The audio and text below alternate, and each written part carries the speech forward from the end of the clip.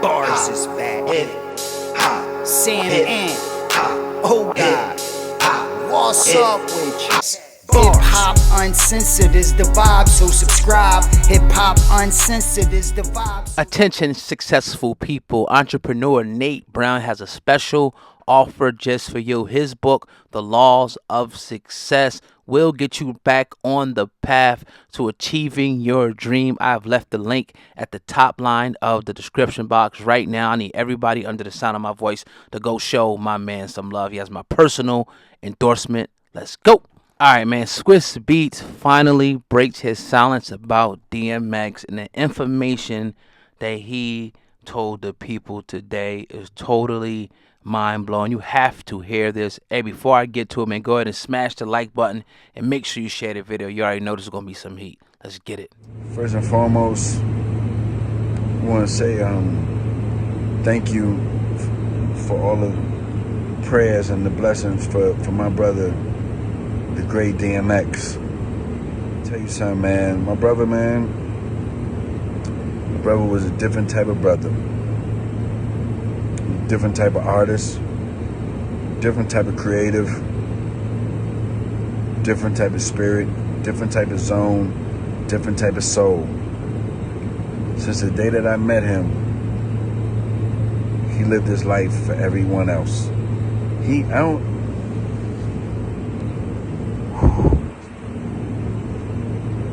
never seen him live his life for himself. You ain't never seen DMX with a Lamborghini. You ain't never seen my brother with a Rolls Royce. You ain't never seen him iced out with no jewelry. He did not care about any of that. He was the biggest. DMX was the biggest. And let me tell you why he was the biggest. He was the biggest because he prayed for everybody else more than he did for himself.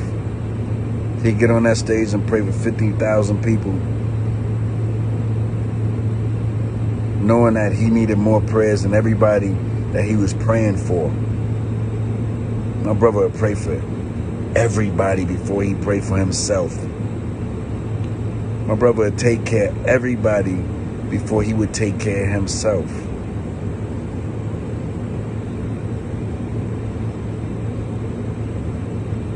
Never seen a human like him. The closest I ever seen to a prophet. They compare him to other people, but it's only one DMX.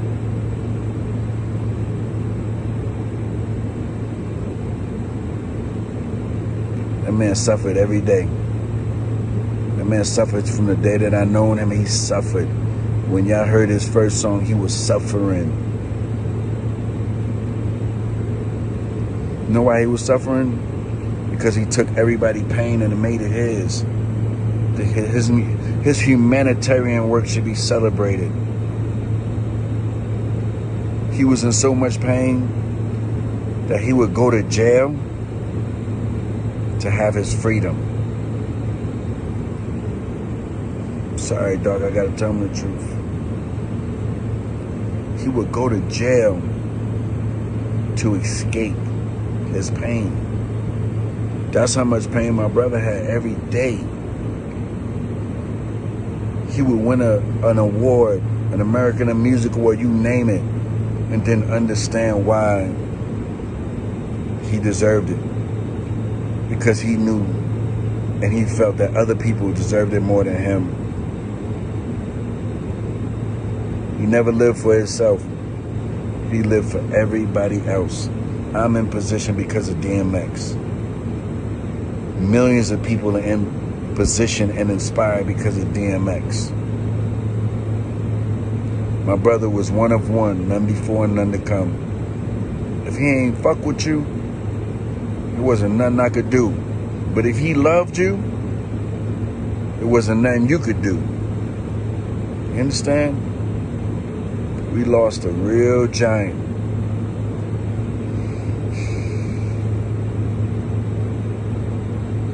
But he's not in pain no more.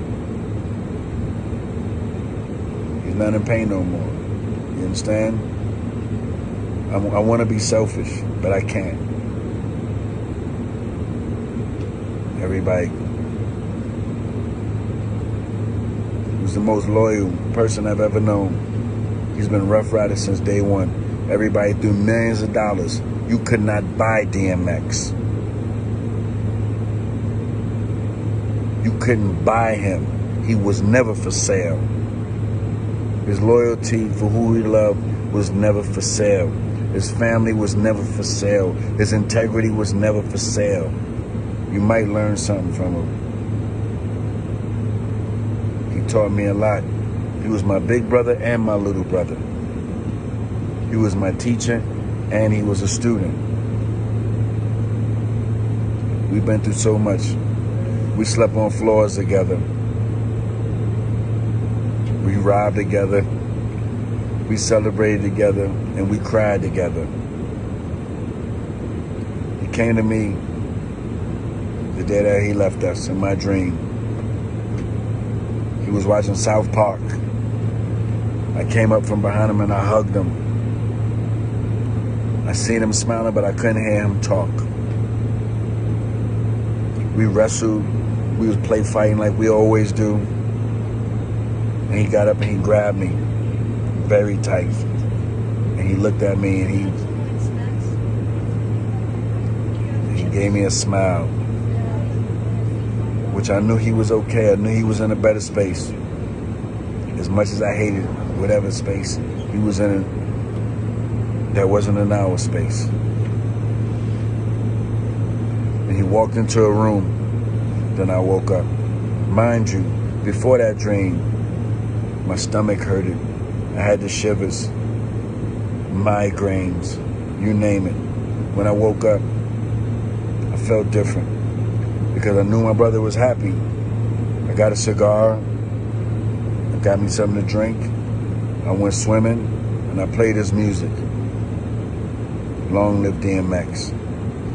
Blessings to his family. Blessings to all of y'all. He was the only artist I ever seen make gangsters cry.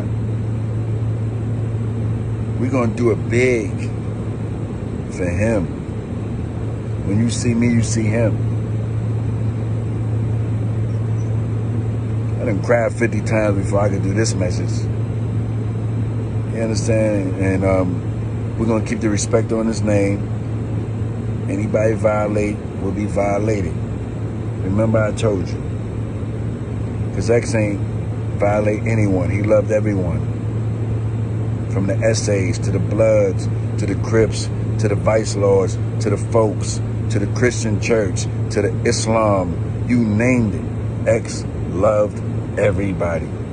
This man had $30 million writing his music in the abandoned buildings. He would give his clothes away. He would sit down with homeless people and eat with them with $30 million in the bank. He cared about no money. He cared about humanity. He was a humanitarian. He did more charity than probably every artist I know. The only difference with his charity is he never talked about it. He just did it on a daily basis.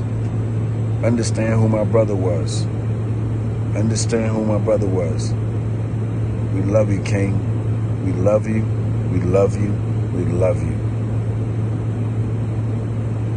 I'm devastated, but I'm happy you home. Your brother, this big nose, light skin brother you used to snap on. We have fun, man, you know. Love you, King.